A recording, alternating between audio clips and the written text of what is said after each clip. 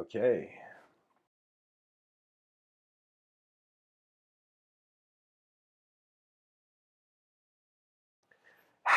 Hello, everyone. Excuse me. Hello, everyone. Welcome to today's episode. And hopefully, I can do today's episode justice because we are kind of wondering about the nature of the nature of the Big Bang, the nature of an expanding universe, and the nature of how space, in some sense, moved within itself, started expanding within itself to then lead matter. And it's kind of like when we scientifically look at the universe, I find that we have to consider an intelligence to space at the beginning in order to have the Big Bang make sense. But anyways, I remember hearing this statement that said something like when Einstein's relativity, it's like in order to figure out the Big Bang, there's so many scientists, and academic departments are being vitiated to kind of like find, uh, uh, like, how can I say it? It was like Einstein's relativity plus quantum mechanics, and these two will help explain the Big Bang.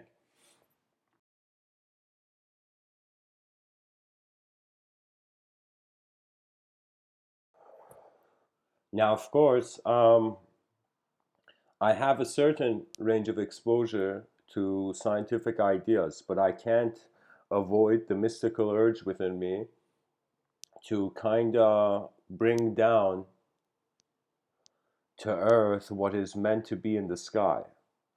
And so, what I mean by that is that I kind of looked at reality and I'm like, all right, before we really get into the details, what's going on here? It's as if there was just space, like it's like you first need space in your house and then you bring the furniture in. And so I was thinking about the universe, not per se as a room with fixed walls,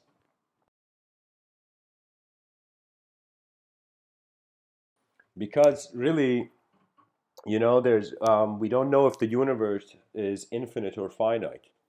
We don't know if our universe was born or it was always here.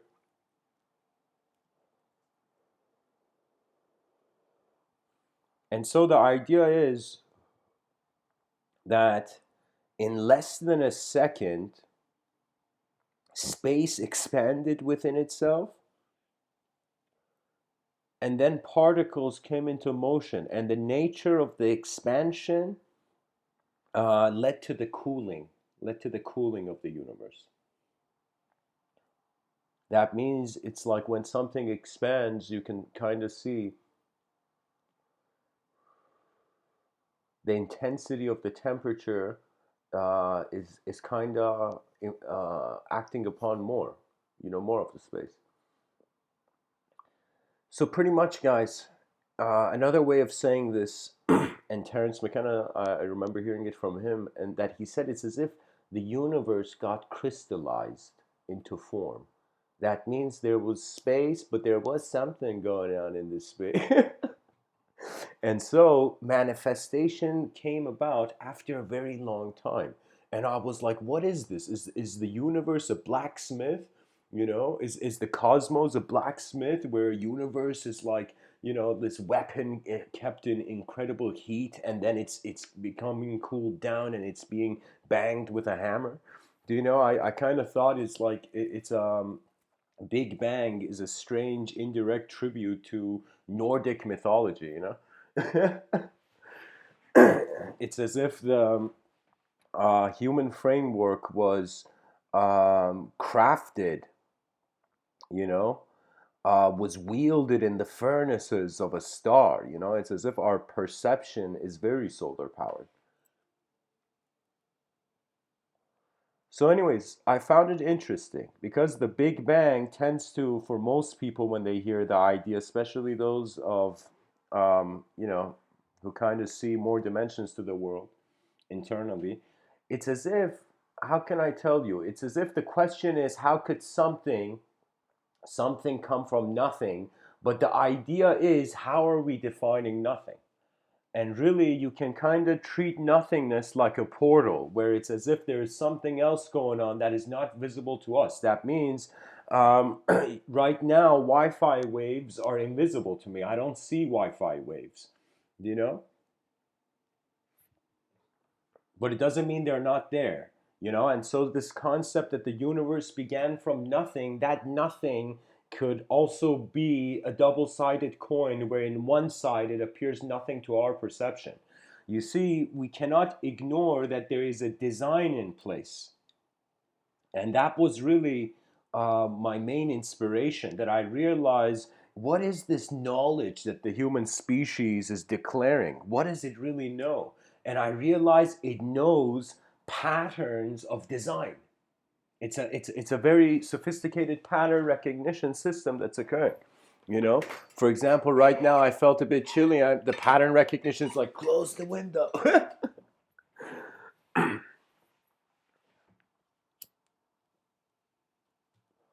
For me, what's fascinating is that it seems that the universe, at the beginning, there is a suggestion of temperature.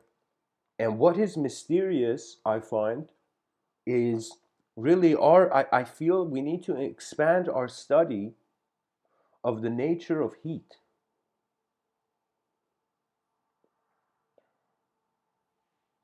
I feel at different temperatures we're actually at different dimensions, you know.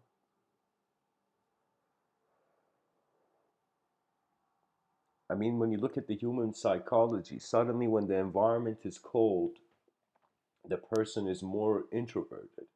You know, when the environment is warm, the person is more extroverted. That means introversion and extroversion can also have to do with temperature.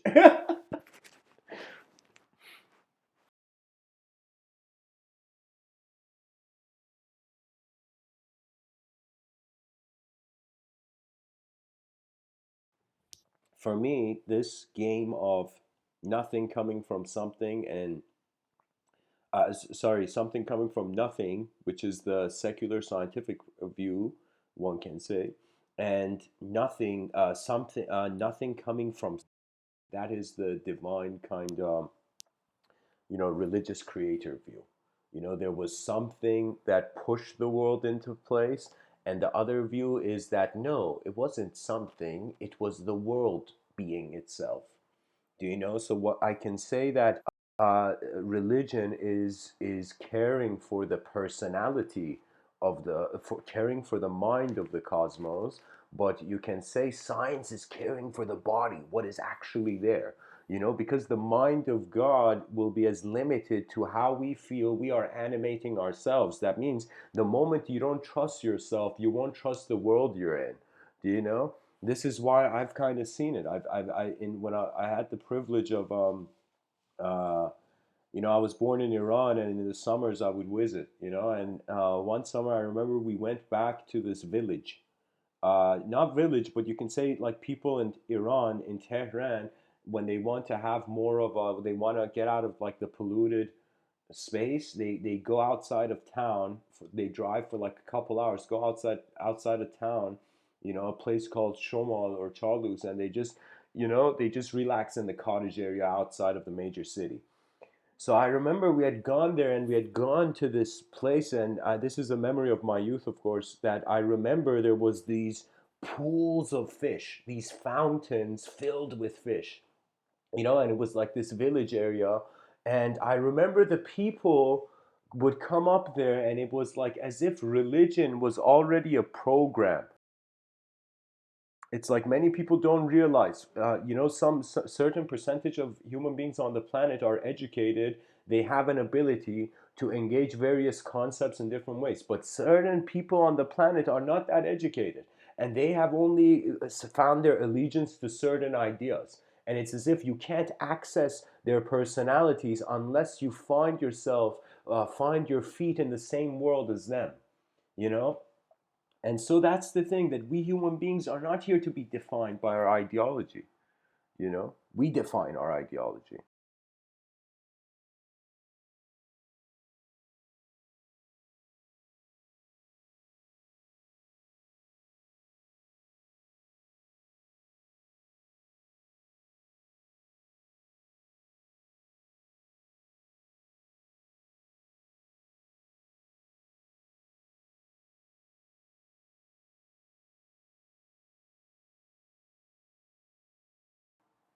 a hobby of mine is to reverse engineer from a moment of phenomenological abstraction back into reality.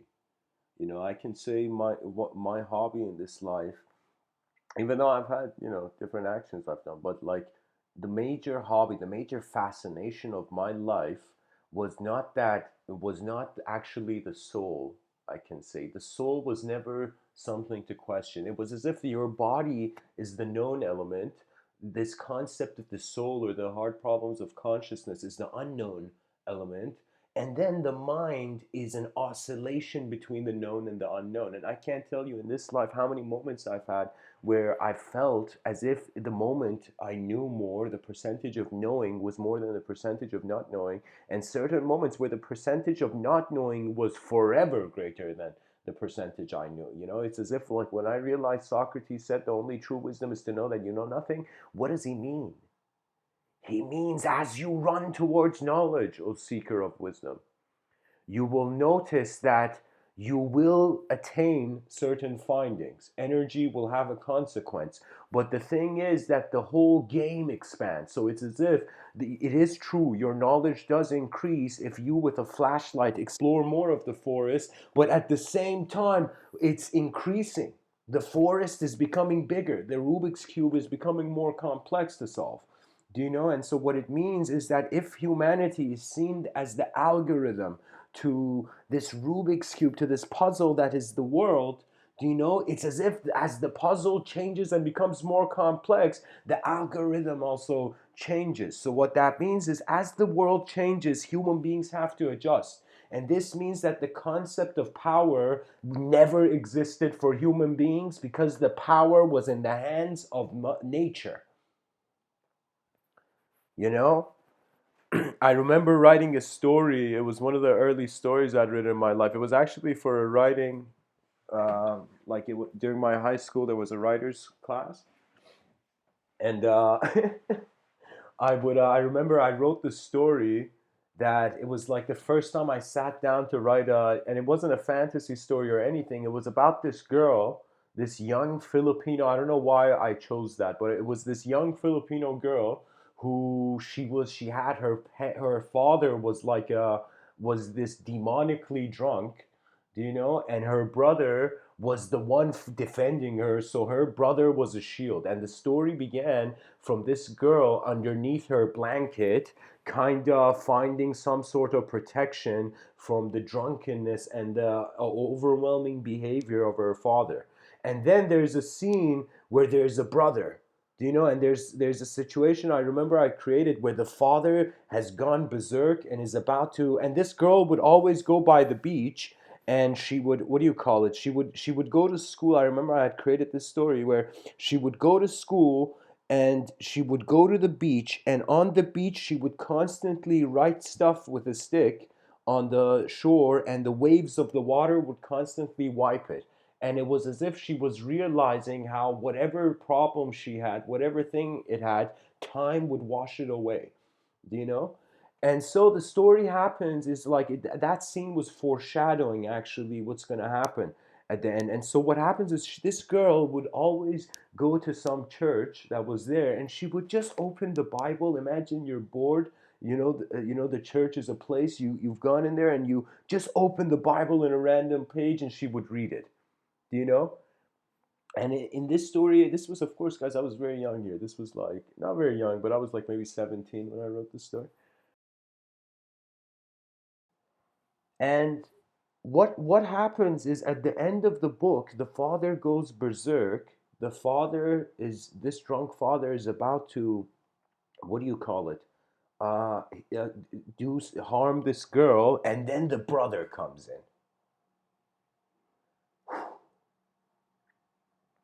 The brother comes in, and she just runs. She just runs, and the brother tells her to run, and she runs out, and she doesn't know where to run to other than the church. So she starts running, and she runs after the church, and the father knocks out the brother and is chasing after the girl, the berserk father. And then I remember I created this scene. This girl runs to the church, and somehow The priest or whatever the guy was in the church sees the girl running. He opens the door. The girl comes into the church. He locks the door. He sees a man is chasing this girl, and so the girl is in the church safe. The doors are locked, and this is the scene where a tsunami comes in, and it's not that heavy, but water hits the what do you call it? Water hits the doors of the church, and water is coming from underneath. I remember I had drawn that image, and she goes on the top of, like, I don't know, whatever that church building was, and she goes on the top and she looks at how the streets are filled with water, and it's there that she realizes, as if the only thought in her head is that where is my brother alive? And that's when the story ends. And I remember I got 80% on it.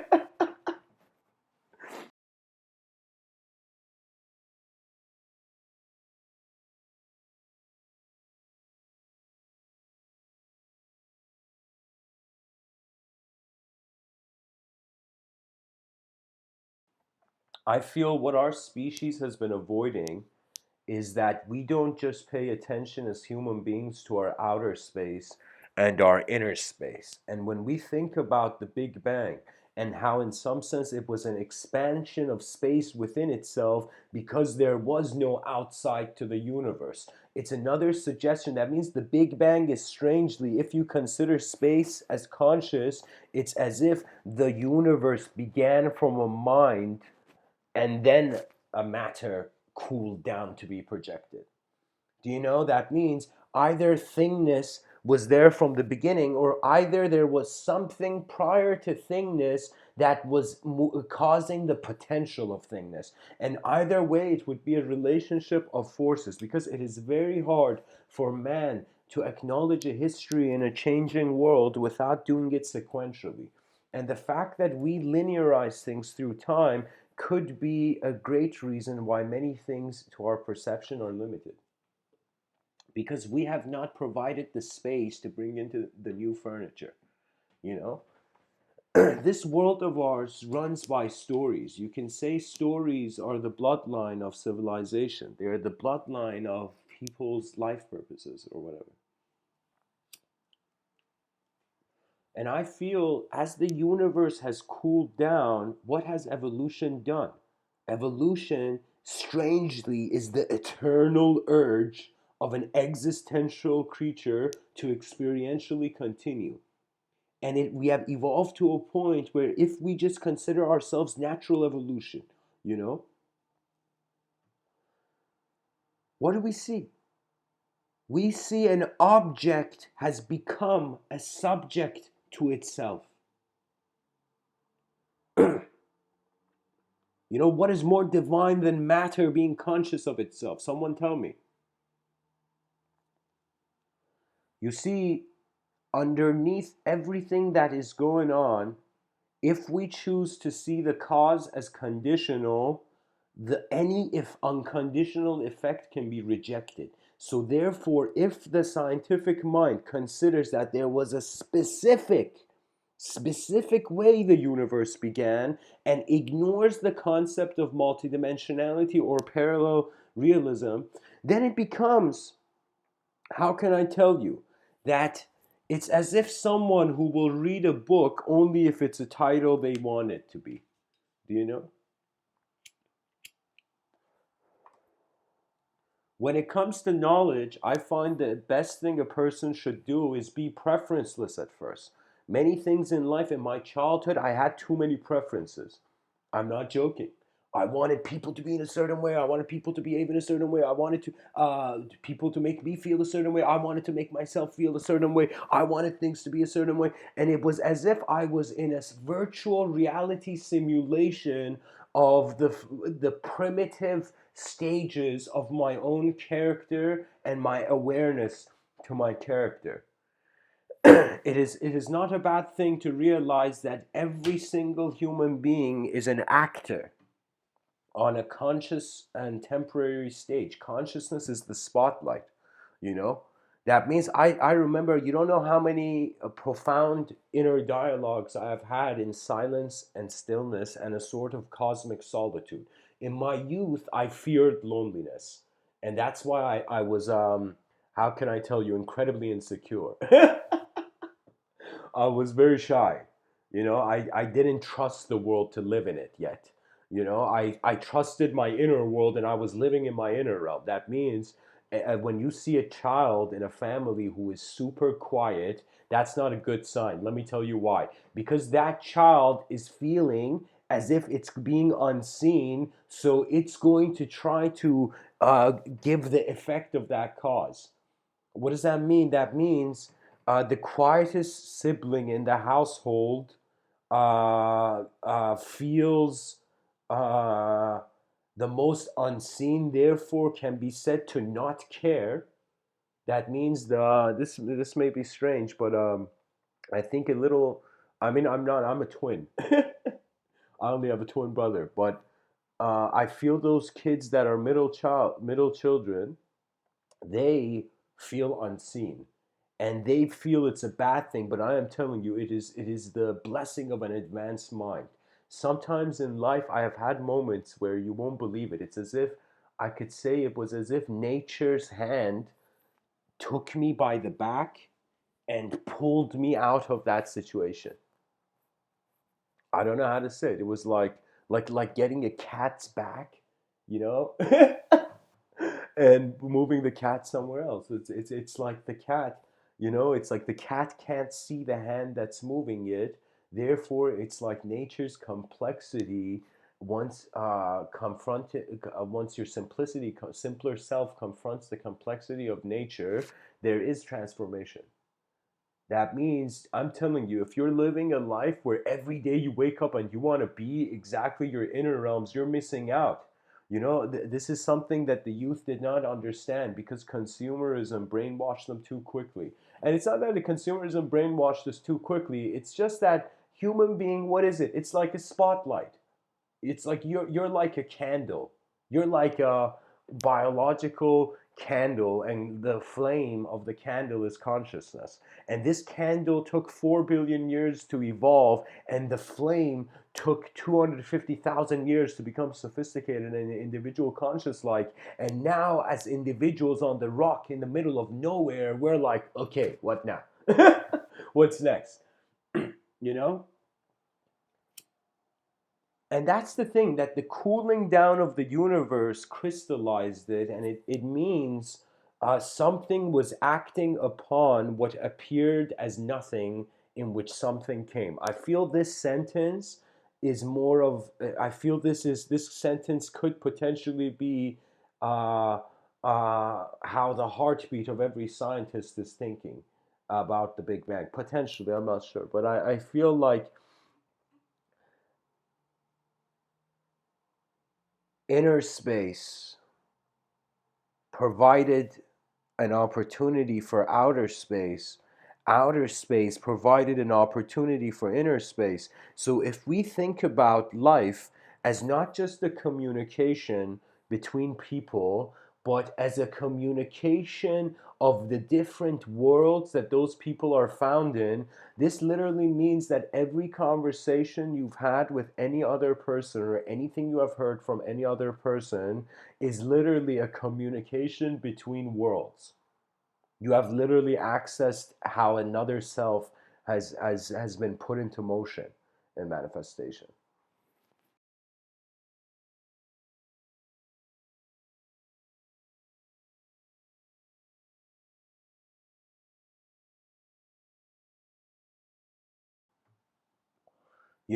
This idea that space was expanding into itself at the beginning was another way of saying space was making space for matter.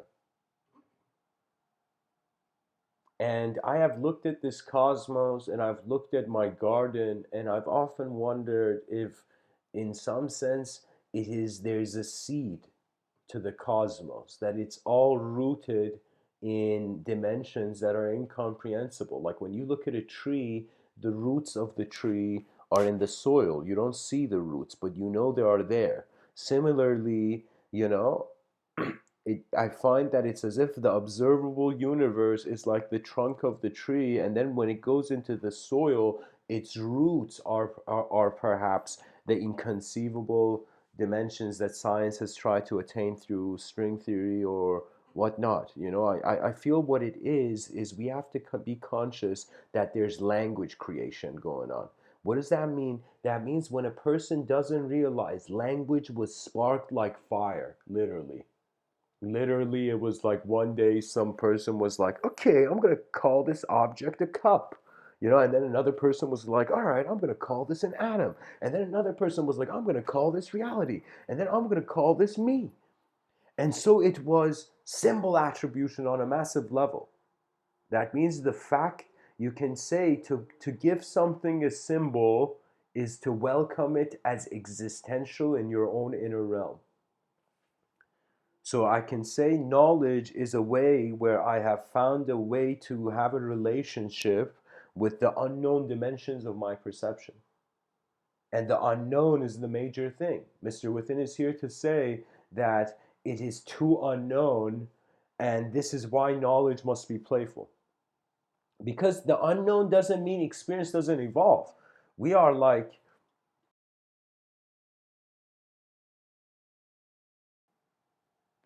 I remember this professor in this book, I forget the professor's name, but he had given this perfect analogy for memory. And if you look at history, it's pretty much a collective memory, you know? And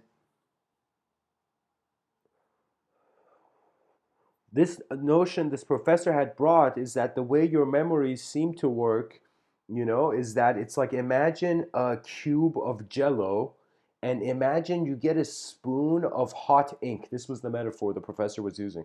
And then you let the hot ink spill onto the jello. And when the hot ink spills on the jello, what happens? It makes a dent instantly. And then if you pour another spoon of hot ink, the ink will go to where the dent was and dig further. So what it means is, rather than you thinking you're experiencing every day, I feel Mr. Within is saying what's going on is experience tunneling. We are tunneling through reality. What that means is your yesterday self and how you feel like a self today, it's as if your attention tunneled through. And that's kind of Mr. Within's experience of reality. That my life, the moment I enter the conscious waking state, the attention is tunneling through manifest property. It's as if consciousness is the ink, hot ink, and the world is the jello, the cubic jello.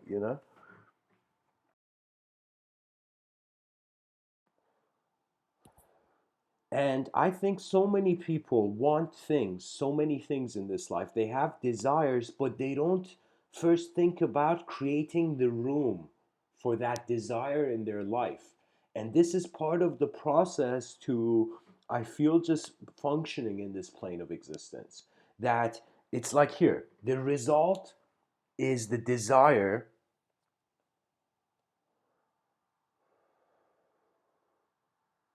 The process is the space for the desire.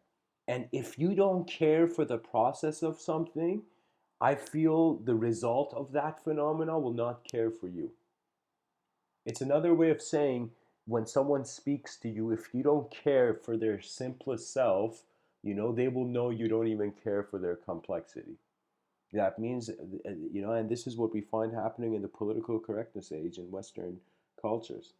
What is this political correctness? It's a symptom of sensitivity to how we have been language worshippers for too long. Political correctness is simply like a t-shirt that the child has not taken off and the body is grown and the child now is feeling it's getting suffocated in. It's a strict set of, or I could say it's a sort of moralistic filter with um, personal bias from various individuals. And life is not meant. We're not meant to suddenly name something. Did you know magic was naming?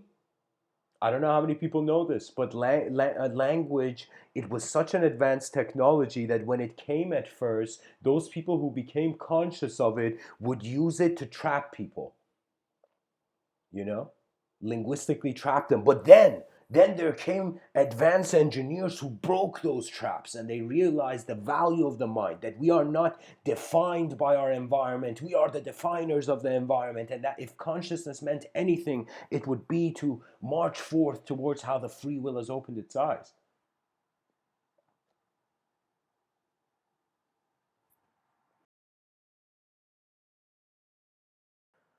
I ask myself, if it's the universe and it's this cooling down process that is leading to manifestation, then what is my brain? What is my brain doing in the macrocosm? Is my brain like just the, uh, one cell of this vast organism that is cosmic level? So it was, I can tell you, when you look at the macrocosm, you're humbled. And that's why religion, the concept of God, was a macrocosmic idea which endlessly till the end of time could inspire the microcosmic. It's like thinking like this. Freud said something very interesting. It's they say this funny thing. They said Freud said God is dad, and Friedrich Nietzsche said God is dead. And so, what Freud meant was that Freud was kind of looking at the psychological development of the human being and how we first enter this world with a dependence upon other factors balancing us. Do you know that means any person that is alive now? It's as if when you look at the stars in those mirrors, you see all those human beings that helped you get by to the next day.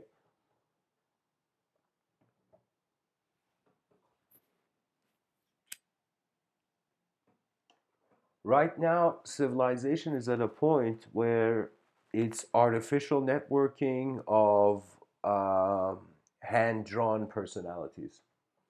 I feel the inner realms of people can get connected. And I remember envisioning just a very fast paced, high skill oriented, advanced civilization behind my eyes.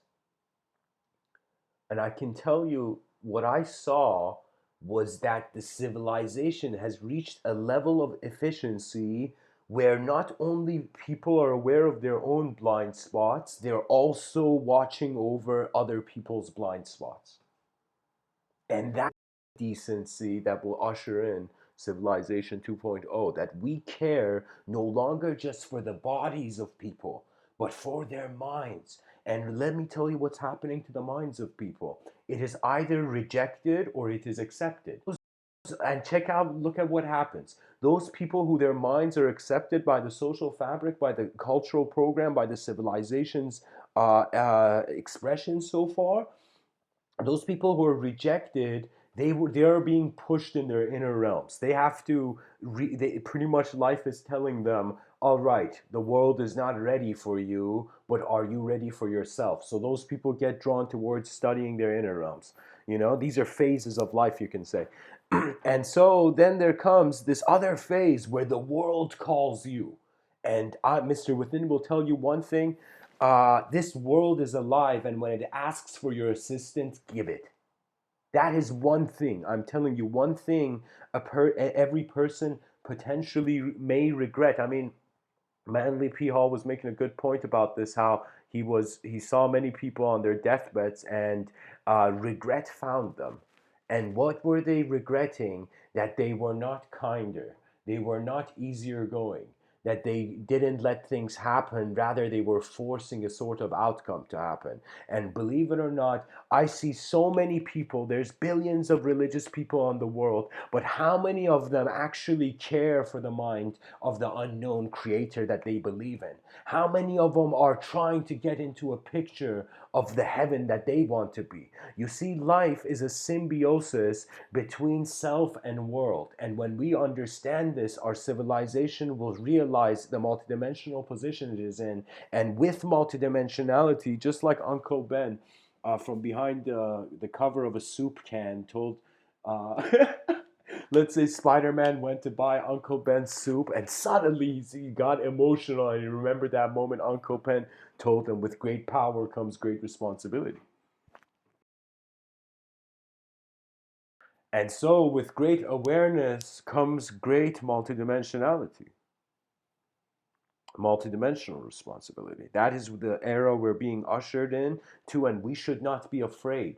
We should not be afraid of how we are changing beings, and the attempt to define, the attempt to keep things static is like caging a wild animal and examining it and thinking that's the wild animal.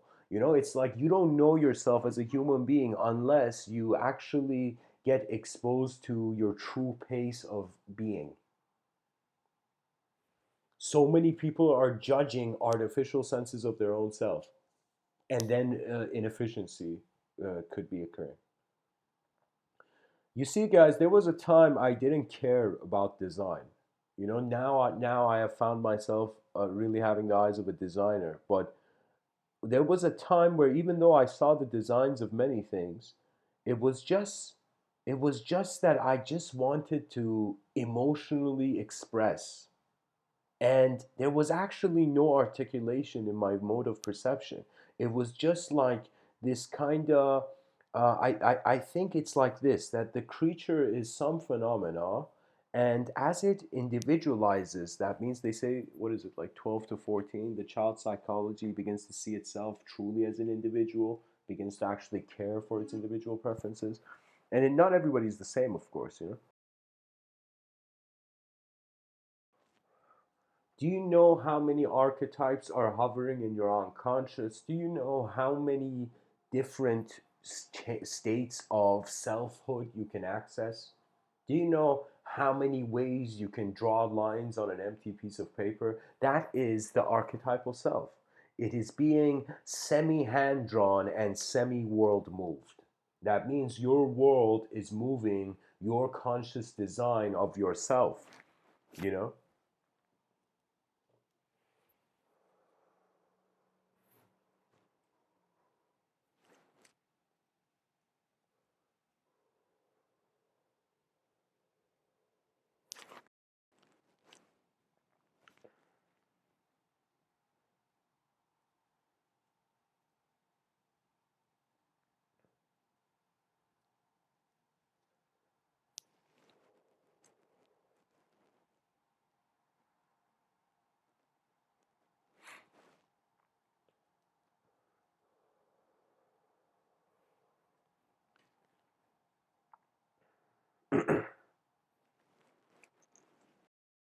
You know, the world we live in,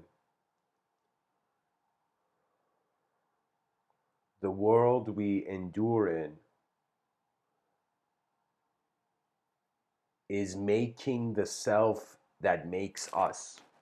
That's the point I want to share, dear listeners. That we are a co-creation of soul and world. And the effort of evolution of civilization is towards the enlightenment of the world soul.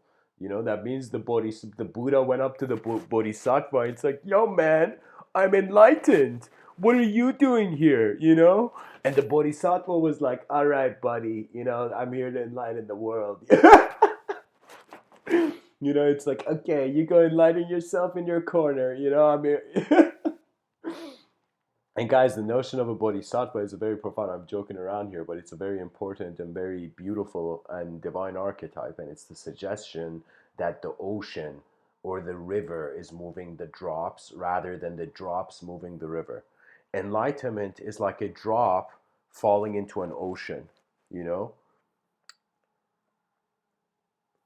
But but the bodhisattva, you can say, the Buddhic enlightenment is that, but the bodhisattva is like the ocean incorporating the drop. What does that mean? That means there's certain you can say programs of psychology or language oriented in the mind of people that is making them feel like they're this small thing and they want to go become part of something bigger. But there are some beings on this planet who feel they're a part of something is bigger, and they're exploring the small. So in other words, it's like the archetype is either identifying as the microcosm exploring the macrocosm, or it's identifying as the macrocosm exploring the microcosm. When you identify with the macrocosm exploring the microcosm, it's as if you're treating your intelligence and expression as a field. That means right now, do you think a person is talking to you, or do you feel a field of intelligence is speaking to you? Listeners who are listening to these talks, do you feel a person is talking to you, or is there something that is watching the communication as it's communicating? And that location, I have do you know how hard I have tried to map my own eyes, map my own soul?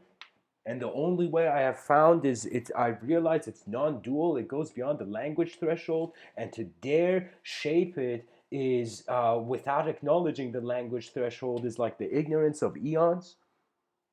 You know, there was a time I went towards this kind of, you can say, Albert Camus existential atheistic uh, absurdity, where it's like I was like, imagine I was thinking, is there meaning? And I was living with a program of meaning, and then I was suddenly realized, imagine the strategy I had used my whole life to live was flawed, was empty, was absurd. It made no sense because the senses could not know where they were at their core. Where is the conscious being occurring? In other words, light is hitting a phenomena and entering our eyes, and before that, those photons, enter the gate of our perception, we seem to be the potential darkness where light brings extracts worlds out of. That means the light of this universe is creating imagination. When I say your mind is solar powered, I mean that if you think about your mind having access to imagination, visualization, subtler planes of abstraction, whatever you like to call it, it means that imagination is the different movement of what is first considered real. That means if you don't have reality, how can you have imagination? How could you know it's not all imagination? You know? So it is our what is real to us grounds us in this unknown space. When you care for your mind, you also care for how nature has sculpted it so far. It becomes really redeeming. I was like, I remember I had a time where, okay, here, I'll tell you. Let me tell you a moment where it was the dark night of the soul for me.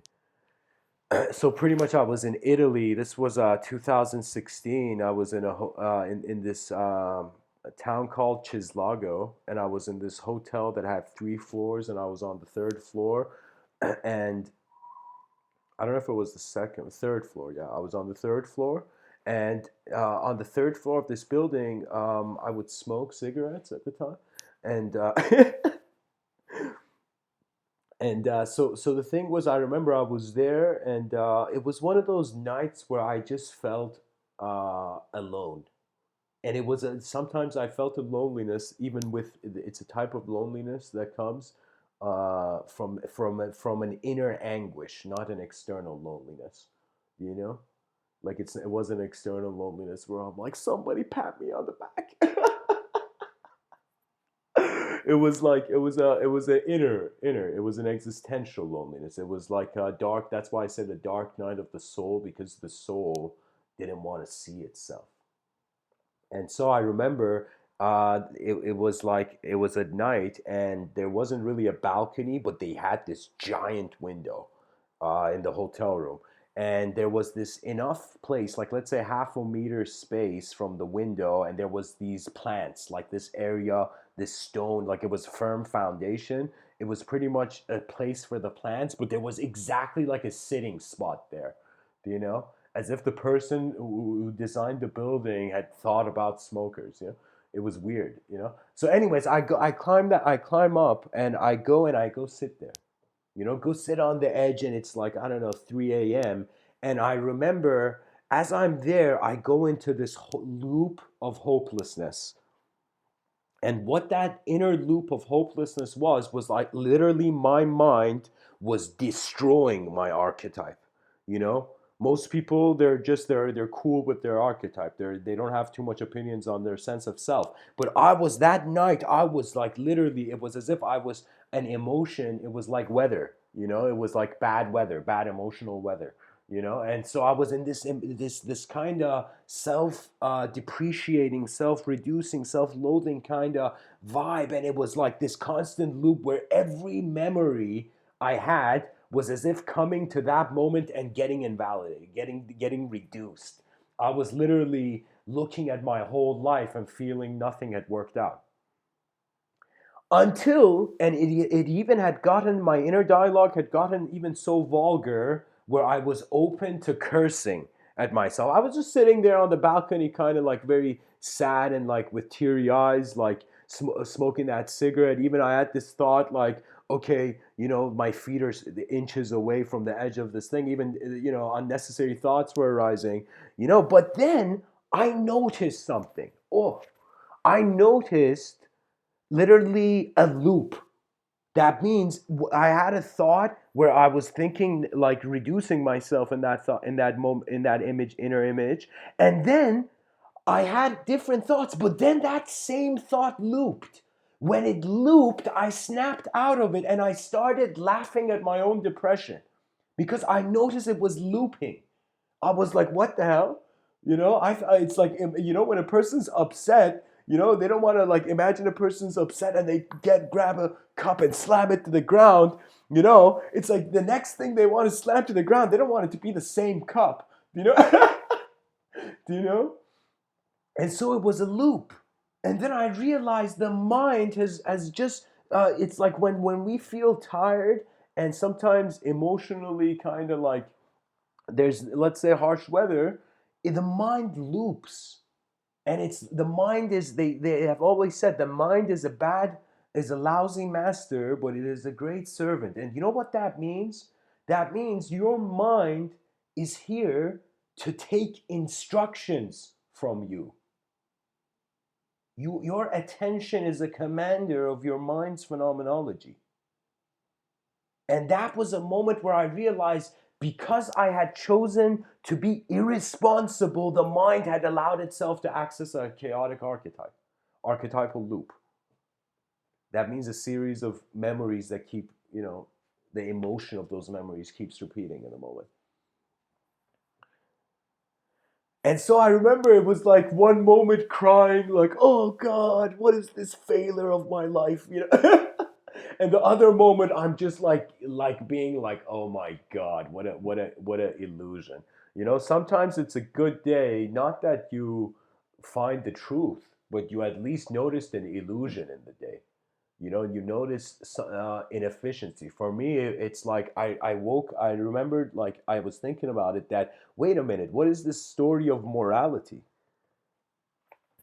That means I wake up every day, think good, bad, and every day the good and bad is repainted. I'm like, what is this? And then I eventually filtered down my life to efficiency and inefficiency. And I saw efficiency as living, as alive, you know? So the spirit of efficiency became something I cared for, and inefficiency was the challenge. It became the process to efficiency by being conscious of what is inefficient. Do you know? I'll give you an example. I have written a lot of stuff that is just hanging around in my drawer. Okay, and let me tell you how, in, I think it was like a year, I wrote like 20 books. Okay, but let me tell you how, right? So this was the thing. I sat down and I thought about it, and I'm like, okay, if I try to write one book every day, it's obviously going to take a long time. But what if I started a multi-dimensional way of writing where I had like I don't know what it was. It was like 5 or 10. I went through different phases of this. Like okay, it started at first with being 5 books where every day I would write a page of, and then it extended more, because you can't write a book and not get ideas for another book. I mean, it's impossible, you know. So it was this situation where, think about it, guys. If every day you're writing a page for any kind of book, and you have 10 books and every day you're writing 1 page for them, at the end of the year you have 200, you have 10 365 page books. Do you see? So I suddenly turned an inefficient approach in my mentality into an efficient one. I was like, holy shit, why isn't everyone doing this? You know? You know, and that's why I am like, I can't tell you this, but I've in my, you can say in my in the pure lens of my intuition, the logos has told me that there's libraries behind every person's eyes, but it is up to them to share it. What does that mean? That means in front of your eyes, yeah, you're a bunch of atoms hovering in the middle of nowhere, but behind your eyes, that's where existence seems to be endless. You see, it's pretty much this. I want you, dear listener, if you have a piece of paper in front of you, or you can just listen. It's like, imagine a dot, imagine a circle, and we imagine inside another circle. Okay? The bigger circle outside is unconditional, and the inner circle is conditional. And I want you to, even later on, I mean,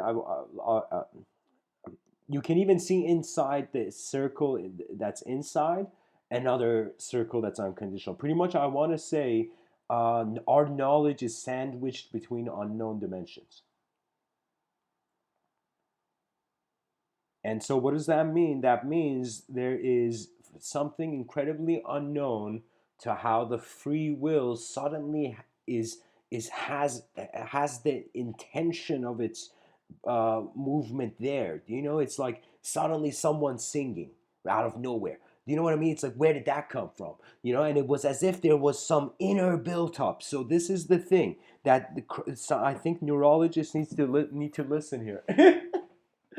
And of course, I'm sharing this, you know, for the sake of science, guys.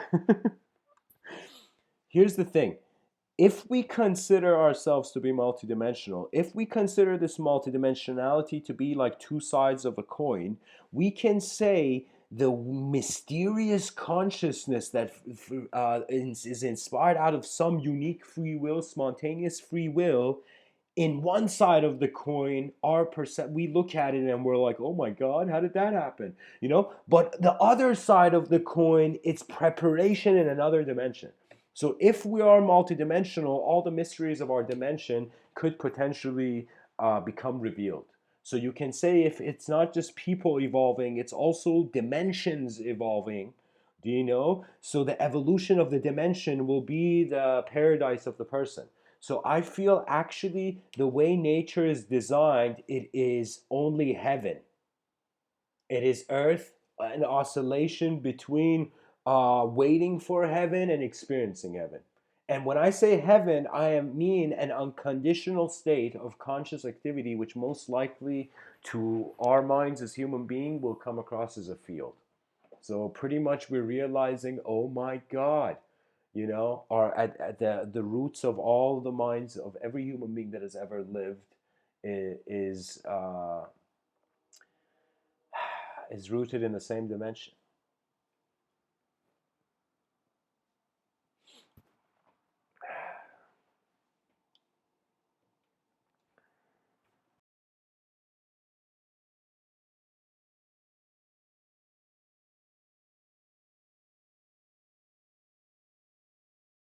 You see, I find the intelligence, like the intellect, is a treasure that must be revealed. And how is it revealed? I feel it is revealed when all sorts of dependence upon the world moving yourself first goes away. This doesn't mean not going with the flow. It just means not being a dead fish when you go with the flow. You know, there's this saying that they say only dead fish go with the flow. That's not true. Some fish also go with the flow. You know, they go with where the river's going. And of course, salmon are next level. They're like, going to salmon are actually strangely conscious animals. They're conscious fish. They're fish that are that or have found a purpose to go against a river, you know?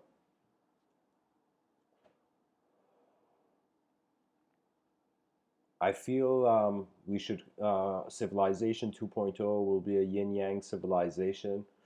Um, what it means is that no person is acknowledged in only one way. I feel it's impossible. Either we are it's like we're choosing to be oneself and painting it between chaos and order, or we can see like Rene Descartes did, the mind body dualism. Chaos is its own room, order is its own room, and the human being's attention takes him wherever he goes.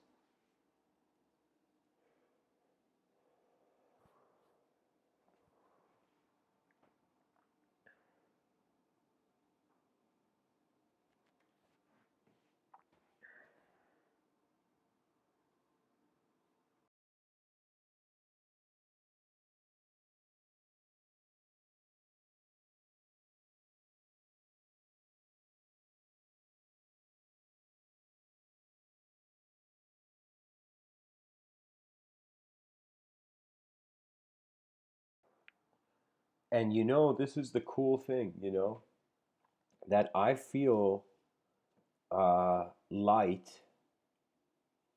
is as mysterious as consciousness. And I feel, believe it or not, our psychologies are made in the reflection of the sun.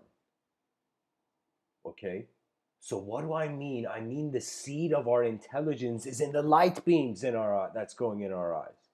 That's my, of course, that's my school of thought in regards to feeling the evolution of human psychology is actually the on and off switch effect of light. Pretty much, this is the story of a character. This is the journey of a character. Light is on, light is off, and the light is on now, and the light is on now for you, whoever you are listening. The light is on. The candle flame is on. Somehow you're awake right now in space time continuum. How cool is that? Now, what do we do in the space time continuum? We see that the civilization has been divided between inner outcomes and external outcomes. Some people do certain external things, to have, in some sense, their inner life change. The person is cruel because he feels by doing that he will get some sort of inner satisfaction. You know.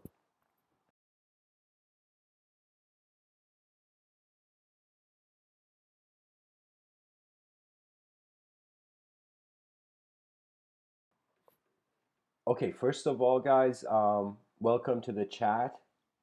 It's nice to see Kimberly and Jake. Guys, a shout out to Jake. He's a new patron in School of Athens 2.0. So thanks for your support, man, and welcome. You see, photons are particles of light, and however, the more recent comprehension of them is that it's like we're kind of, I feel scientists are divided between, like, seeing the world as a wave and seeing the world as particles. Pretty much science is the rebuilding of subtler dimensions.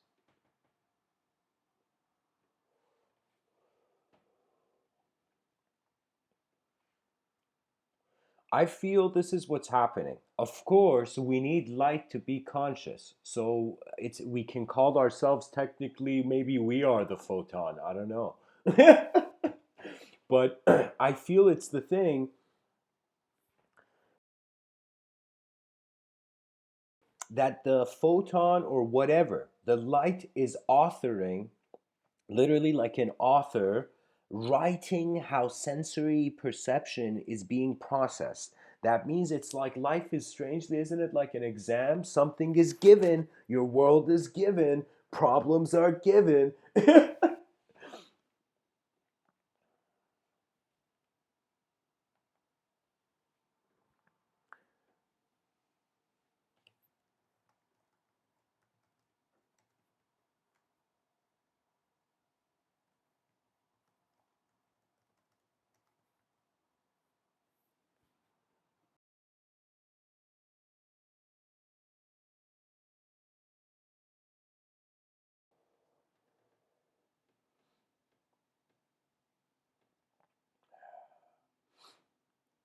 And guys, I don't know how to really what it is pretty much I think I was overwhelmed by the light in my eyes being a world.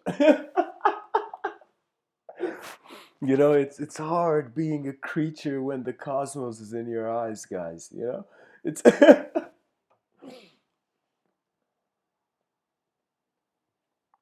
And of course, I'm in no way advocating sun worship, by the way, you know? uh But, you know, technically our attention is limited to the sun, so I guess indirectly we kind of are worshiping the sun, you know, if we care about sensory perception. But anyways, for me it's like you see life is we can't ignore like a storytelling dimension to it. What does that mean? That means the inner realm is trying to articulate the outer realm to itself. And there are times where the outer realm tries to, I mean, the outer realm is pretty much inanimate unless there's a conscious being in the room. What is there to have meaning? You know, who is there to see the meaning? You know, again, the same philosophical idea of if there's anyone in the forest and a tree fell, if there's no one in the forest and a tree fell, did the tree fall? You know, so we realize consciousness is a huge element to whatever sense of knowledge we have. But I find the intellect opens once you actually go through certain battles of your own comprehension. And what does that mean? That means most people fear a sort of existential loneliness.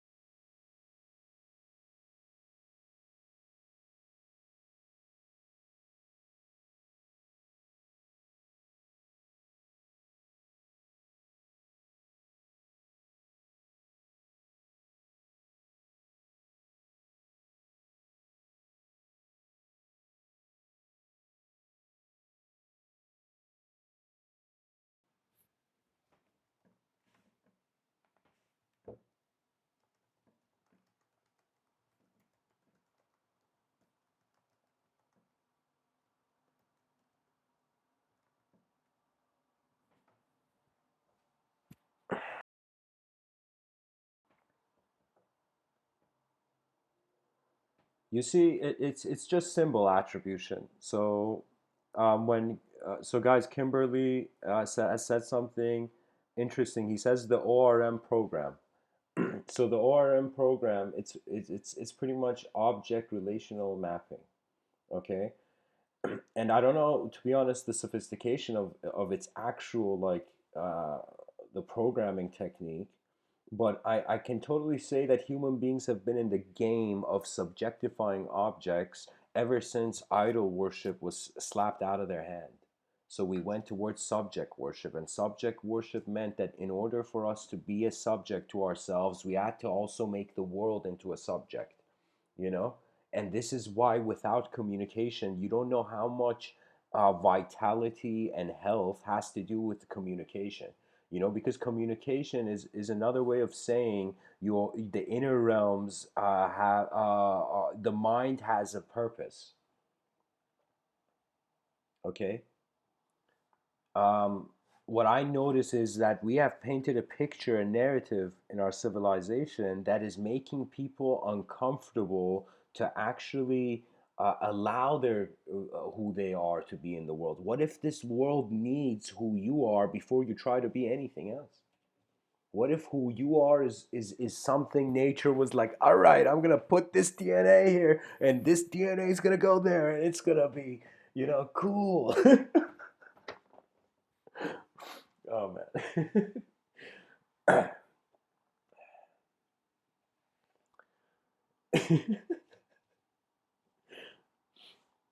It's just crucial, guys. It's crucial. We're being ushered into a new era of having a relationship with subjects that is experientially boundless.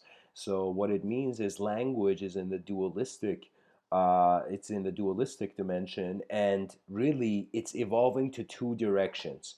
And check it out, guys. What do scientists tell us?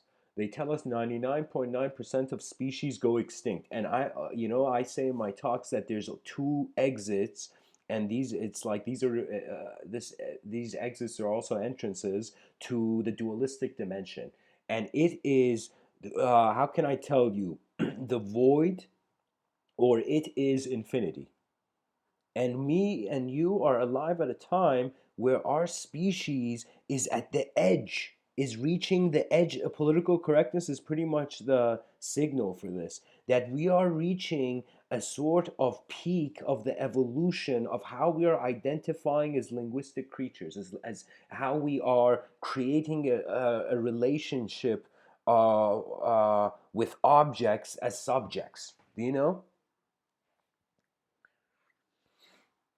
You know, it's not all just unity, guys. I'm telling you, spirituality is not just a oneness and this love that's just permeating everywhere, because it's more intelligent than just static being, you know? So that means that love can always be directed. It's like the pilots of consciousness, which I speak of, and anybody who's drawn to these talks of mine, and not just these talks, I pretty much see every human being, they are piloting planes of existence, and they're also advanced communications of the universal sector, therefore rendering any intelligent activity by a conscious human being as an advanced communicator. So that's what I see. I just see advanced communicators and pilots. Those who are pilots, they are a field of being moving the particle. Those who are advanced communicators, they're particles that are becoming aware of the field of being, you know? It's pretty much, you know, my personal archetypes for the Buddha and Bodhisattva path, you know? But in a modern kind of interstellar angle, you know? For me, I feel we have held back too far. I feel science fiction should roar in the streets, you know. And what does that mean? That means there was a time in Italy when the Medici family came into power. And when the Medici family came into power, they were bankers, of course, and of course, all motives are questionable in history, but we can say, what we can say, that they did something which I was like, wonderful, good job. And you know what they did? They realized that if the city was beautiful, was great, the person would feel great. And when you walk in the streets of mankind, what do you see? You see gray cubes, you know, till the edge of, you know, uh, till oceans become nature's reminder, you know. So that's the thing. Civilization is not. This civilization will only be advanced if it's made incredibly beautiful. And then the most beautiful thing that could happen to our civilization, which I say is the phase one of civilization 2.0, where it's all human resources and efforts go towards lifting off the influence of human beings into the orbit. I feel that if we are living in a two-dimensional plane, oh man, overpopulation, where am I going to stand in this room of the earth, you know? But it's like it's so crowded here. But if we use three-dimensional space, overpopulation is no longer a problem. If we can somehow, as a civilization, find a way to live in our skies and let the earth heal and then become interstellar, and you know, it would be an incredible time. Because the next great technology after language is virtual reality, guys. It is literally you, your consciousness, being trapped in a simulation of a game, digital game. That's not now. That's like in 100. I see it in 150 years or something. You know, it's not now. But the cyberspace culture will appear, and hopefully we will not be on the planet by then. We will be in our orbit, and the whole agenda. I could say. Uh, the vision, you see, it's like all every imagine this, the cosmos, it's just different movements of different systems, okay? And so when you look at a system move, the agenda, the vision of that system it literally, its agenda is its vision, it's what it sees. Do you know what I mean? And so I feel that what Civilization 2.0 sees is that it doesn't make sense to, believe it or not, live on the surface of the earth, because we're such a technologically consumerist society that we're eventually gonna, and like, how hilarious would it be that we're destroying the earth, and also just everybody has like goggles, like these like virtual reality helmets on, and we're not even living in the world, we're living in our digital worlds, right? So if we are gonna connect our heads to computers, let's at least do it in the orbit. Do it in the orbit. So in some sense,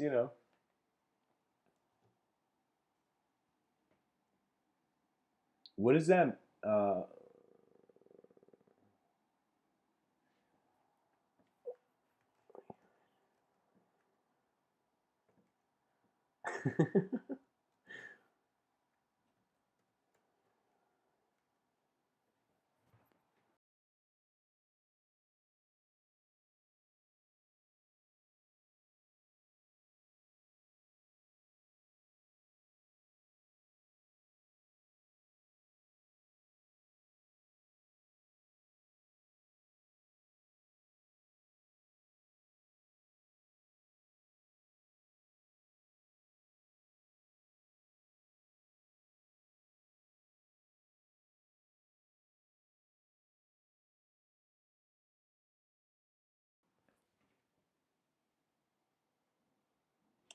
um,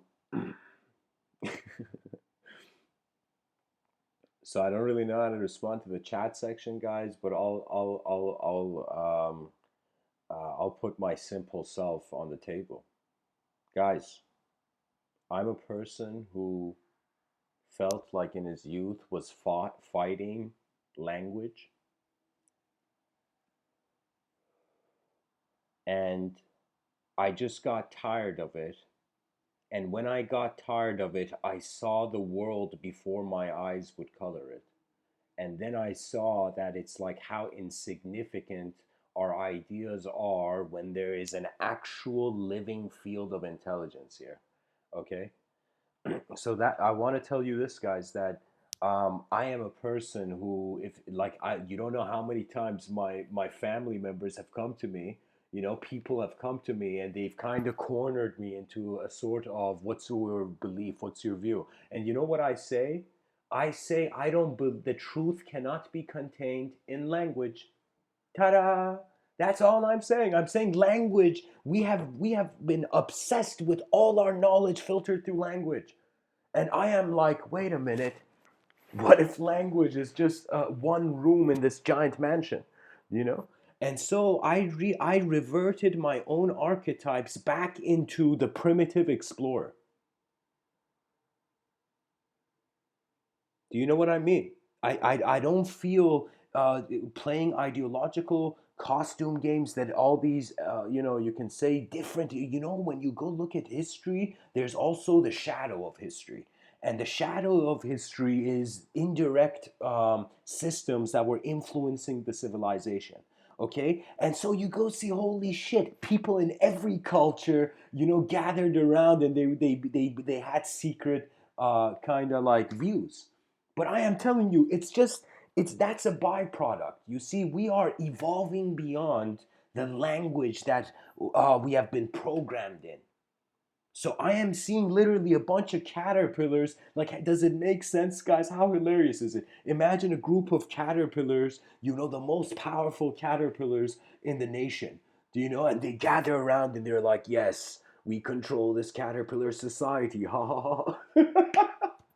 And so what happens is everybody's becoming a butterfly. What can you do? That's the nature of evolution. It doesn't just influence one man. It influences mankind, and we're now moving to a point where when I see a person, they want individual power, a part of me cries for them. You know why? Because power is not wrong. It doesn't mean you shouldn't try to be powerful in this world. It just means, listen, it's a rock in the middle of nowhere where a bunch of temporary beings have appeared for some time. And it's like we all have our minds with unknown potential, and the system is so underdeveloped that what can we do? And it's no longer about, yo, guys, come and follow my flag. And then somebody else from somewhere, well, yo, come and follow my flag. And we're just running around on a sphere. We have to advance higher than that. We have to, and the issue is because we have become so externally obsessed, our inner technologies have remained underdeveloped. Do you know how much language should have been evolved? Children going to school, and they should have literally, the educational system should have a course. You can't graduate until you create a couple new concepts, until you write something that no one has ever written. Do you know? They should only allow people who contribute new ideas to graduate. And the educational system should be free, by the way. It should pay the student. It should be the other way around. You know, you want to keep kids from being. Sorry, guys, I'm getting passionate about this, but anyways, I'm gonna go with the flow. You know, you know, politicians are like, yo, we need to get our kids off the streets and we're going to invest in this program. It's like, yo, don't invest in that program. You know, just let children get paid, get conditioned from an early age that, all right. And I don't know if this is the best thing, but I think it's better than what's here now. And it's this idea that the educational system, imagine the children, instead of going outside and stealing or doing thug-like activity, the children's like, yo man, if I finish this assignment and I contribute a new idea, I'm going to get paid by the educational system. Do you know? And when children feel their voice can be heard, do you know how rivers of great ideas will flow? The system is, I'm telling you, it's kind of, it's hilarious. The educational system is like, somebody made a machine in the 1900s and nobody updated it ever since. You know, the old must learn from the new. The new must learn from the old. We're a civilization that is just the concept of age. That people have different ages. It's like different dimensions. You know, it's like when you find someone. Let's say you're like, you know, you go to a concert, and you know, and you suddenly, or let me say, what's another way I could say it? Just finding a similarity with another that you didn't know before. You know, it's like you both access the same dimension. Like I'll tell you, many people, religious people around the world, they feel this, that the moment another person is acknowledging the same world they are seeing, they in some sense, exactly, Jake, exactly. Um, what you wrote in the comment section is exactly that. Yeah.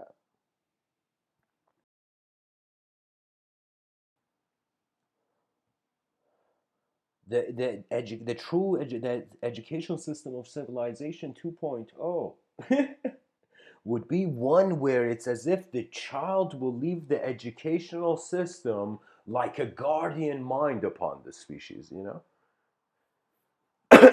It's like that movie Thor, that dude who was like holding the gate. I forget his name. That he was my one of my he was actually like my favorite character, you know. Was like he could see through all space, you know. I mean, to be honest, you know, most people would say Odin is my favorite character because he's the god of the whole universe. But I that character was, I forget his name though, the guardian of Asgard or whatever, you know. And there was, I feel that's what needs to happen, this collective responsibility, and even developing an efficient reward system. Do you know, I remember I sat down one night and I closed my eyes and I thought, like, okay, let's see, if somebody was a billionaire, what would they do? What would make sense for a billionaire to do? And of course, invest in the infrastructure and all this. But then I realized, like, it should be this reward thing where the hardest problems to solve on this earth are given, like they did this with certain mathematical theorems, but they didn't do it with anything else after that. They are called the millennium questions, these mathematical theorems that if you prove, you get $1 million for, you know. Now imagine the hardest problems, hardest problems. Like imagine a billionaire would come and say anybody who solves builds a technology that can instantly solve this problem gets $20 million, gets 10 million, and then people will be running around because we're such a money obsessed civilization. But I want to transform literally that obsession for getting money to advancing civilization and getting money. Do you know what I mean?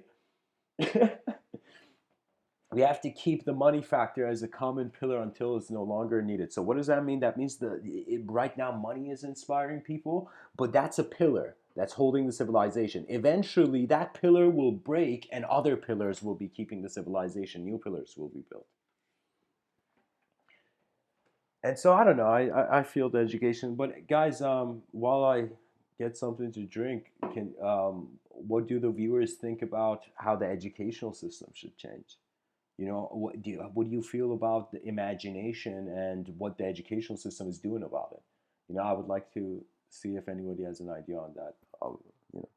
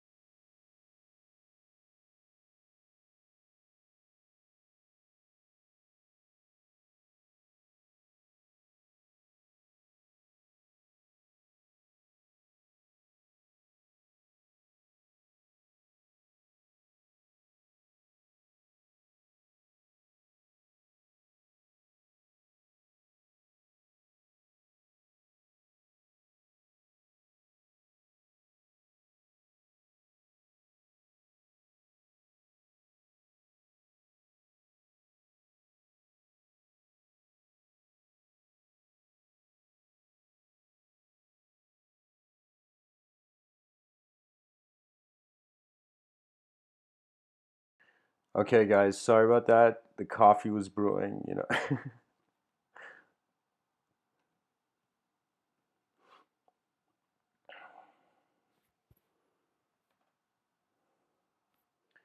Okay.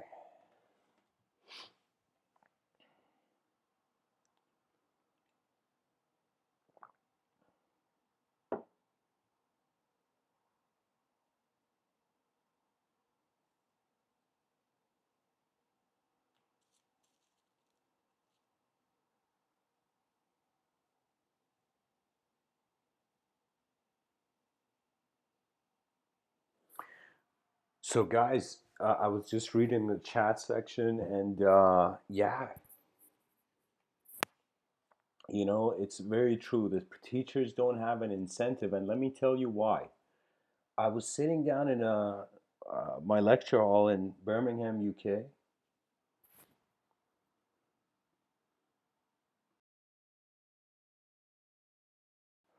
and I remember it was like for a second I was thinking, holy shit, this teacher can get replaced by a cinema screen or by some virtual reality thing.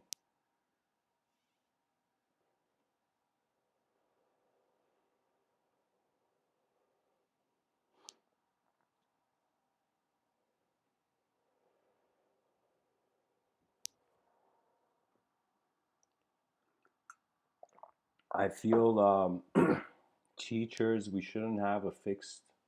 I mean, this could be. I feel teachers should be performers, and 50% maybe the teacher has to perform. It's kind of like an interaction, It's like, okay, here I feel it should be like this, where I remember saying that the educational system, the youngest children who their imaginations are so vivid should be given the hardest problems to see what their opinions would be.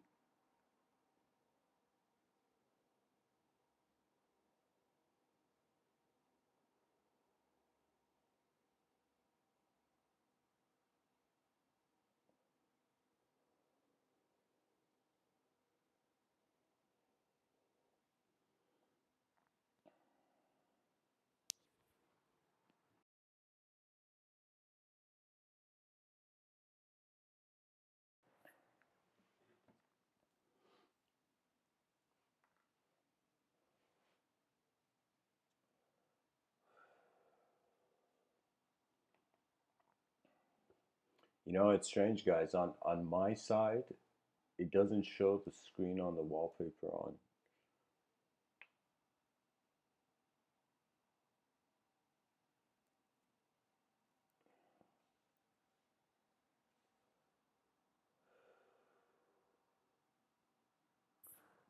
Anyways, let's keep going.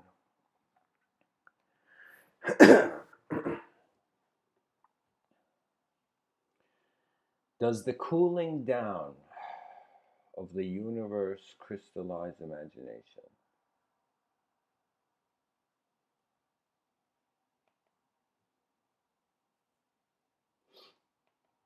Well, here's the thing. Let us playfully entertain, or not playfully, let's just observe. Before any referential point of consideration of knowledge, there is simply sight being present as being. Within this sight, if you're super still and you'll notice the heart, you'll notice the breathing. And once you become aware of the breath, then you'll notice the heartbeat, then the voice box. And so it's pretty much treating awareness as the space required for self to be navigated by the free will. And this attention to our subjective realms, the educational system, they don't teach it, but they should, they should teach the subjective evolution. And what does that mean? That means how human beings began becoming subjects to themselves.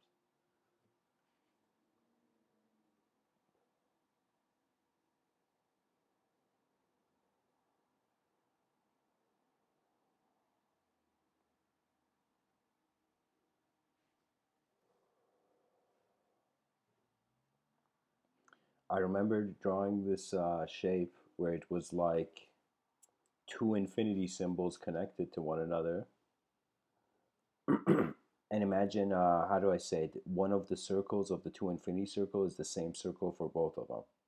So pretty much you have like a trio infinity symbol. And then I remember I began drawing zigzag lines. So it was as if each what do you call it?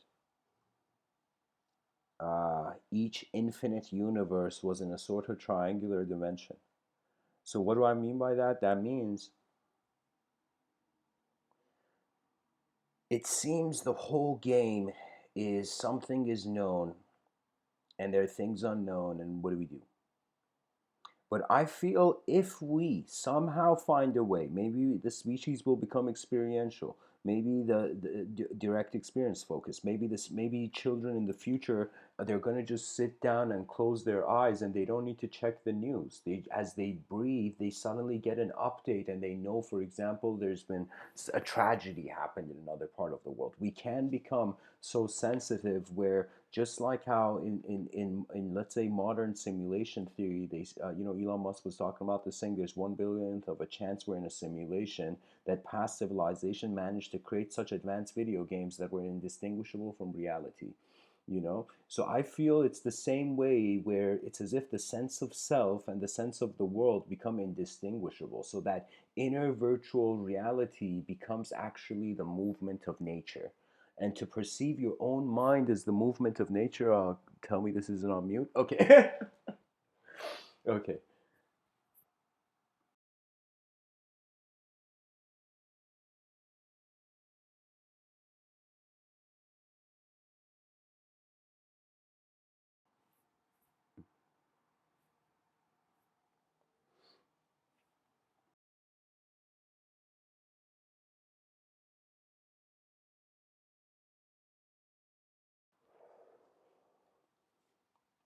I feel we are cyberspace culture is going to free us from the belief system game.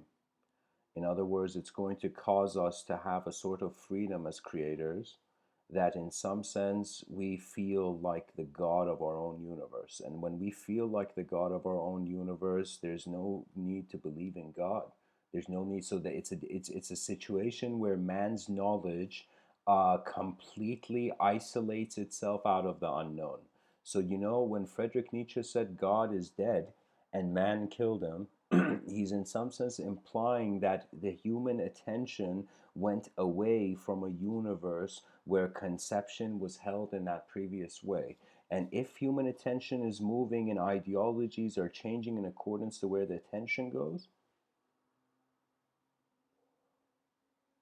then we are the programmers of all the dreams that we think we are having in reality. Individual, like getting, it's like, think of it this way. Before getting to know other individuals, you require to get to know yourself as an individual. I find this is important. This is another way of saying, who am I, in this lifetime? Any person who has come to that question, who am I, once they have acknowledged the unknown, then their inner space expands. But if the more you try to keep things in a certain known way, your inner space is like, what you doing? So it's I don't know how to say it. I feel like Transformers, where the car could see another car and just instantly change.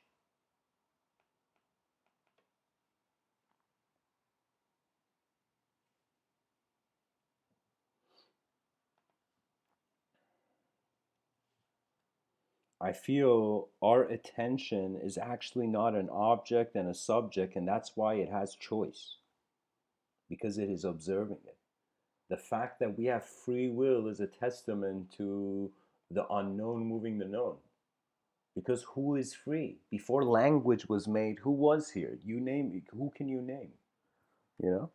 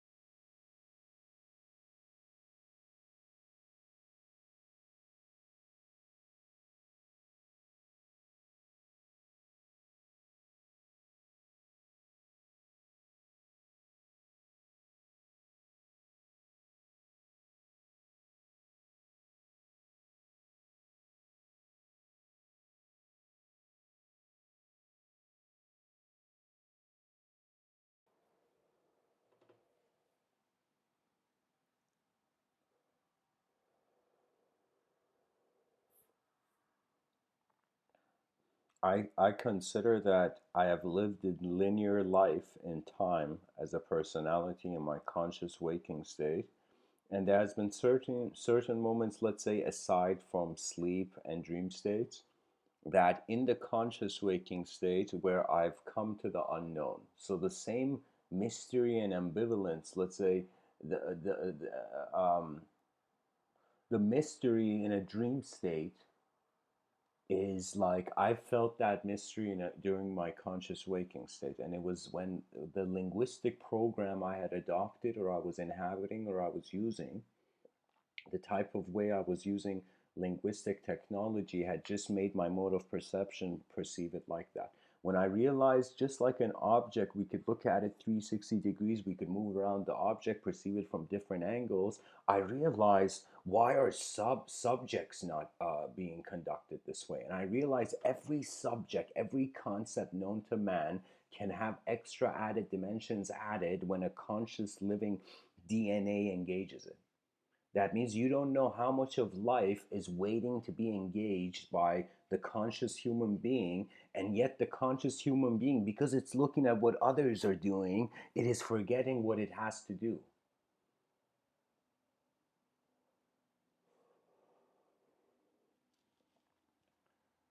You know, guys, I feel like sharing some science fiction here, some science fiction writings I've done. There's a chapter, let me see which chapter can best relate. Okay, I'll tell you this. I think it was so I've spoken about sky cities in Civilization 2.0 in my own ideology as a person on this earth, but I've also brought that idea in my science fiction in different ways. And so there's a scene where there's this robot who is like a shaman, who's a tribal shaman. The universe is Earth in the year 5025, and there's many parallel dimensions to Earth.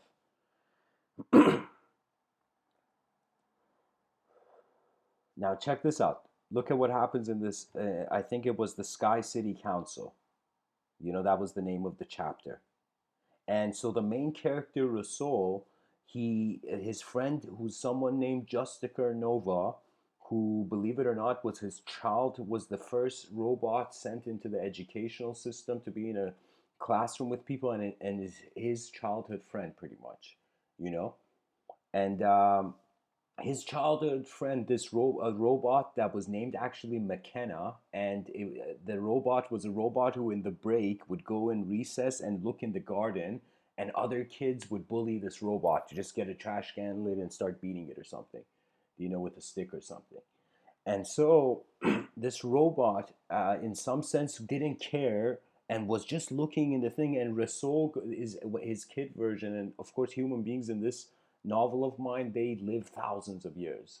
They don't live. They don't live just 100 years. They live long. You know, they can even choose to realize themselves as eternal. Even anyways, so what happens? Okay, is that this McKenna, this robot, I was inspired out of Terence McKenna's writing, and his this character is my tribute to Terence McKenna. Do you know? And so that's why the robot's name is Mechenna. Okay? Yeah, yeah, exactly, Jake. It's like this here. I'll type it for you. It's like this. Um, that's the name of the robot, okay? His childhood version. But then he becomes Justicar Nova, and he becomes this for the first time this kind of shamanic tribal leader of the robotic realms. Now, this is amazing because I haven't. So, guys, just go along with me here because a lot of these things. I need to give a talk on explaining the world first, but I haven't, and I'm just sharing the story with you. You know, so just I'll just go on for the sake of the story. So in this chapter, so Justicar Nova is this tribal robot, okay, and he's been in the council. He's robotic councils. He's the head, okay. So he's become the head shamanic native like tribal leader, and so it's pretty much a robot that's kind of dressed in a strangely native way. Do you know, as if like it's a robot connected to nature. Do you know? And this McKenna makes a contribution by saying that if robots through nanotechnology could experience the processing of the data of the body, like it's pretty much this robot that wants to get a psychedelic experience to know if it's real or not. That's the McKenna character. So McKenna is Justicar Nova now, is where the story's happening. And Justicar Nova, and this is the chapter where they came from the ocean on the mountain peak. I can't get into that chapter, but this is the chapter after. So what happens is suddenly, and by the way, robots in this story, in this world I've built, and um, I can tell you it's like this. Robots don't see human beings. Human beings have an angelic relationship. That means robots can't perceive human beings, literally in their AI program. But only billionaire or super enlightened robots can see humans. Do you know what I mean? Okay. So Justicar Nova is actually in the robotic realms the most enlightened robot. Do you know? So, anyways. Suddenly they get an announcement. Some announcement comes through, I think, a speaker from Justicar Nova. And Justicar Nova says that the Sky City Council wants to see Rasool and him. Okay, he's like the leader of the robotic council, and Rasool is this character where everybody in the story just calls him a wise one. Pretty much, he's a character that is the Tao, like in Lao Tzu, Taoist philosophy, the Tao. I'll just say the word and you can go look for it, but it's pretty much the mover without moving, And so he's a character where it's as if the soul of existence is his friend, you know? The soul of the planet, like he's a character that doesn't physically fight in the whole book, but nature defends him. It's like out of nowhere beings appear that defend him, you know? And it's very, very intense. But anyways, so Rasool and Justicar Nova, suddenly they see two kind of, I have to use the term, it's like Iron Man looking suits, okay, humanoid looking suits, let's say. And these two black humanoid suits come out of the sky, and they have light kind of like lightsaber light as their wings, okay? And so these two black suited kind of what do you call it? Lightsaber winged suits appear, and they're like after the council has been called them, the suits open up, and Rasool and Justicar Nova both enter the suits. They literally go into it as if it's like a vehicle taking them to the Sky City Council. Now, when they go into the suit, I thought I have done something there that has not been ever done, perhaps in literature. And I have put a robot inside an Iron Man suit.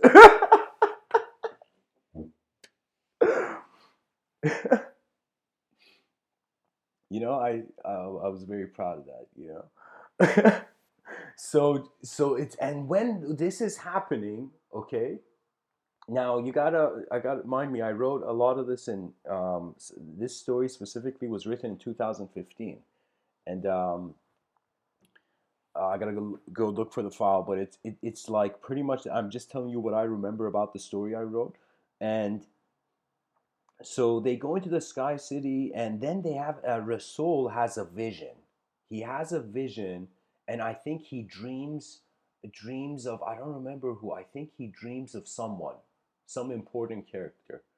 Pretty much Rasool is a character where this whole story of the book begins with him dreaming and galaxies talking to him, galaxies in his dream. And the whole point is he's a character that this is his first incarnation as a human being. Before he was just like the vast field consciousness of galaxies, you know? Before he was a galaxy, pretty much. Imagine being a galaxy and then being incarnated as a human being, So the world, by the way, I gave myself a permission in writing this science fiction novel where all worlds are accessible. Okay, so I am kind of making this science fiction novel my canvas where the most intense and extreme ideas that even I don't share in these talks. I'm kind of like pouring out there, you know. Uh, so, anyways, even believe it or not, in this science fiction novel, I've kind of given a tribute to my own self. So, Mr. Within's also in the novel.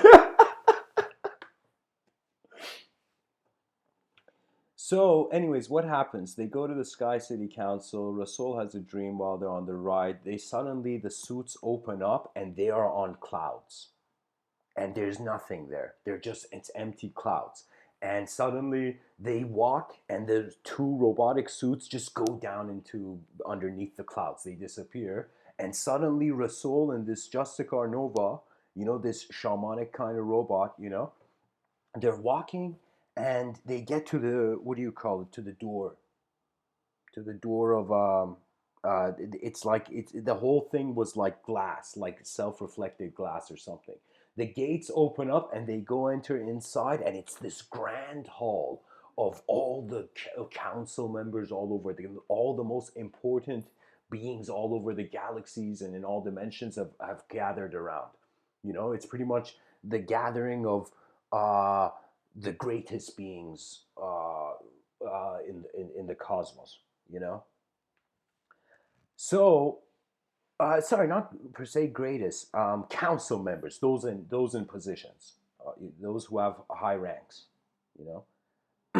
So in there, it's like an auditorium, and I remember writing so many details, but I remember a couple of them right now. For example, they enter in there, and they're both acknowledged and welcomed by the head councilman, who is a member of the Enlightened Society, and he is pure light. He is pure light. He's a man who's literally like light.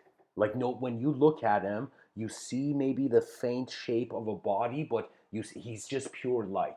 And he's a messenger of the enlightened society, which is the government that has brought it's a government that has literally saved the earth and seen every ideology as an artwork and advanced Earth, and it is the first government that has become a multi-dimensional government. That means they govern not just one parallel reality of Earth, but as much as there is. And there's something that happens at the end of the novel, which I can't say now. You know. So what happens is the Sky City Council starts, and in this book, I have created a situation where, first of all, there's not only galactic beings, there isn't just star beings who one of their parents was an alien, you know, and then there's this notion of what do you call it? Animals in this book of mine. First of all, the United Nations has a galactic sector, okay, and has a even otherworldly sector. So that means like there's cows going on stage in the United Nations with advanced technology attached to them, and they become as conscious as human beings with individual personalities. And the cows like, we want reparations for all the fucked up shit human beings did to our species. Do you know? And it's like there's these situations I've created where I've trying to show the karma of human beings consequence. But anyways, so in there's a dolphin, and this dolphin has a tank, like a spherical tank, and is in like some robot suit with arms and hands. Okay, and this dolphin is an ambassador of all of the animal realms in all the dimensions of the in some of the dimensions of the parallel Earth. So he is pretty much this dolphin. His name is Captain Fino. Fino. And Captain Fino, he's like this very passionate dolphin, you know, and he's speaking. So when Rasul and Justica Arnova, I remember writing this, he's speaking on the stage and he acknowledges them. And then the Sky City Council, which is a guy sitting on a throne that's just made of light, you know. And then there is another person who I've dedicated a chapter to, and I think I shared in one of my talks. And there's a person named Lord Karta. Karta. And Lord Karta is this golden skinned being with four hands and he has two legs. Do you know? And he is a member of, I remember calling it the Central Sun Legion. So he was an ambassador of all the suns in the solar system are headquarters. headquarters for these sun beings. He's pretty much a sun being. Like his weapon is like sunbeams, you know, literally. So so Lord Karta is there, but he's a warrior and he has some sort of gladiator mask like thing, you know. And anyways, he's there. He has a kind of like you know Greek armor, kind of like you know. I was inspired by the movie Gladiator, pretty much for how this Lord Carter looks. Um, so, anyways, they go there, and the Sky City Council pretty much they're welcomed. You know, they say, "Welcome, O Wise One," and Justicar Nova, you know, ambassador of the robotic realms, you know, something like that. And then they say what's going on, and so this is why they've been called there. And the member of the Enlightened Society, which is the head of this the Sky City Council, he says it has come to the attention of all parallel dimensions of Earth and in all worlds, pretty much that all parallel realities of Earth, that nine giants, these giant beings, and they appear as like kind of white and ethereal. Do you know they're like this white light, kind of like you know ghost-like giants. Giants. They're like the size of a. How can I tell you? Like they can. How can I tell you? It's like two of them can hold a planet.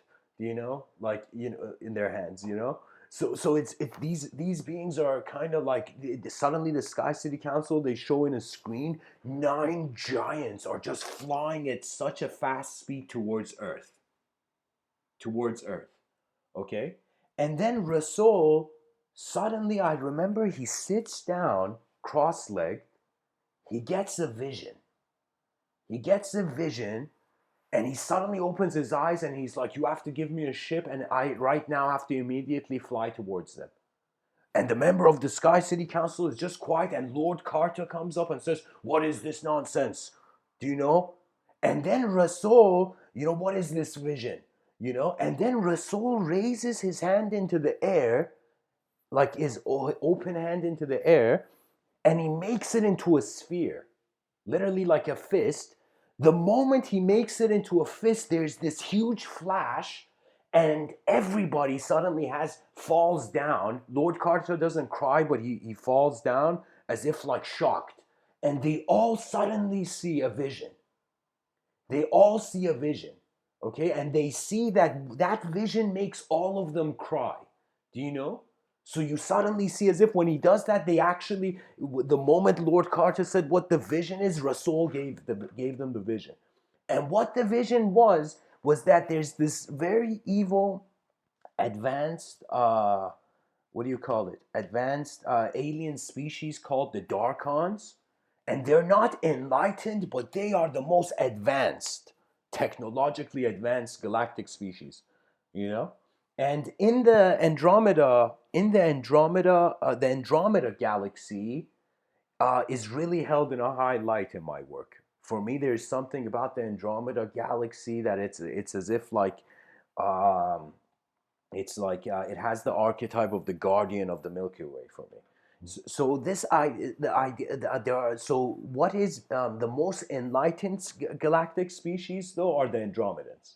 The Andromedans are super enlightened. It's as if their worlds are like eons more mature, you know, than even the Darkons, right? But the Darkons have advanced, like the most advanced technology known to the universe, and they have this weapon which is called the Soul Crusher. You know, sorry, Soul Destroyer. You know, and the weapon is that if the weapon hits you and the being doesn't instantly navigate their consciousness out of their body, their soul eradicates. And it's of course this is science fiction. This can't happen. I'm saying like, but it's like there's that idea there. So they all get this vision that the Darkons have infiltrated a hidden parallel dimension of Earth, and they have a weapon that is going to totally eradicate all the dimensions of Earth. You know, and so that's the tears that come to their eye. And for, of course, Lord Carter is a member of the Central Sun Legion, which is the most powerful kind of like galactic force. You know, they're kind of like the galactic cops of the universe. You know, and light, the sunlight, is their surveillance of the whole cosmos. You know,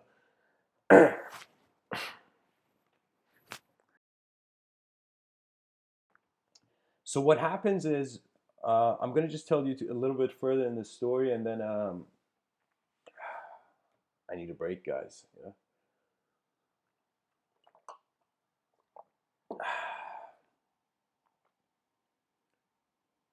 Pretty much, Rasul gets a ship alone, and he goes. He goes to what do you call it? He goes into space towards it, and what happens is, I'll tell you this far. Suddenly, even the Sky City Council is watching, and their Rasul is going, and suddenly, the moment they go out of orbit, they see one of the giants is standing there, and this giant hand comes to capture the ship, and the hand is like ethereal. It goes through the ship, and it's as if suddenly the pilot of the ship looks and sees Rasul is missing. The hand kind of pulled Rasul out, right?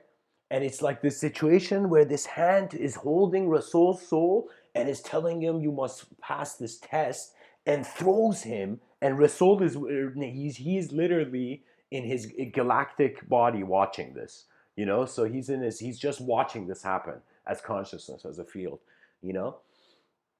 And what happens is the giant throws him to a planet, and I'm going to tell you this far, that he falls into the middle of a battlefield, and there's something he does, that he passes this test, that it's as if it's like, I don't know, eventually it would have a different influence. So I'm going to put the bookmark here, guys, but hopefully in Patreon I'm going to share maybe chapters of it, you know, because the book is, I don't know, like, I got to sit down. Hopefully in a month or two I can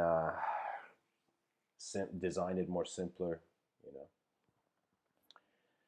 But anyways, guys, everything I'm saying is to just see that our eyes see a certain range, and it is only our minds that allow us to see further than all the sensory data attracted, you know, accumulated. And so the beginning is uh, the permission for the end. Reality is oscillating between known and unknown dimensions. I feel we have to, not as a civilization, advance. I mean, realistically, advance inner technologies and outer technologies. Outer technologies, yep, we're advancing them. Inner technologies, um, children are. It's like, you know, all those people who have ever gone to therapy. Imagine they could have been, all of them, therapists. You know, it's a fascinating idea that once the concept of the weak emerges, where else can the weak go?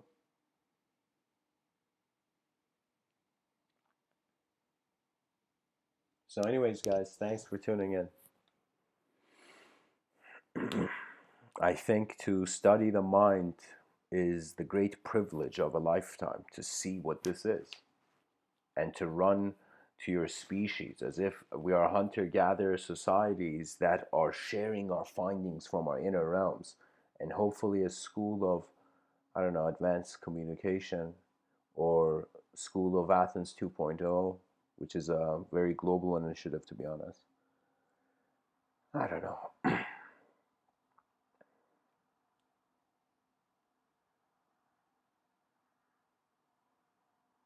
We are the furthest reach of our attention that is simultaneously being nowhere and now here.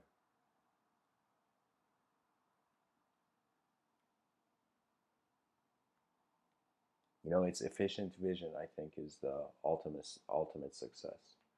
So, anyways, guys, thanks for tuning in, and uh, I appreciate the support. You know, much blessings and namaste.